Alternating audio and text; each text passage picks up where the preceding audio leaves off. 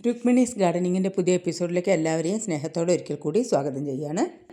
നമുക്കിന്ന് ബൊഹീനിയ കൊക്കീനിയൻ്റെ കുറേ കളക്ഷൻസ് എത്തിയിട്ടുണ്ട്.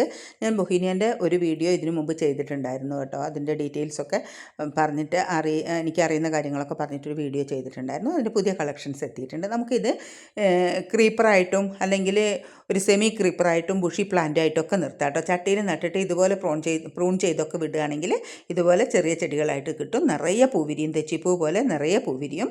ഇതിൻ്റെ സൈസ് കൂടി ഞാൻ കൊടുക്കുന്നുണ്ട്. ഇതാണ് ഈ ചെടി. നല്ലപോലെ വേരും തളിർപ്പുകളൊക്കെ വന്നിട്ടുള്ള ചെടിയാണ് ഇത്.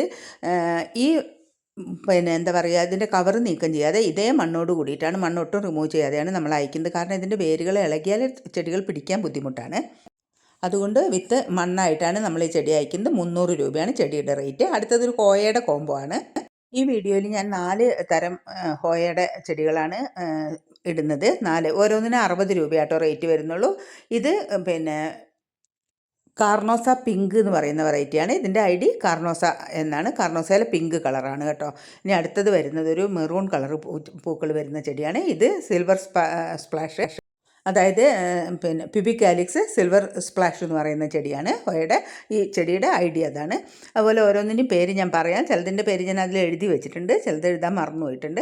അപ്പം നല്ല ഭംഗിയുള്ള പൂക്കളാണ്, കൊലകൊലയായിട്ട് വിരിയും. ഒരേ ഭാഗത്ത് തന്നെ, ഞാനിതിനെപ്പറ്റിയും വീഡിയോ ചെയ്തിട്ടുണ്ട്, ഒരേ ഭാഗത്ത് തന്നെ വീണ്ടും വീണ്ടും ഈ പൂക്കൾ കൊഴിഞ്ഞാൽ വീണ്ടും അവിടെ തന്നെയാണ് പൂക്കൾ വരിക. ഇത് കാർണോസ വൈറ്റ് അല്ലെങ്കിൽ ചെൽസിയ.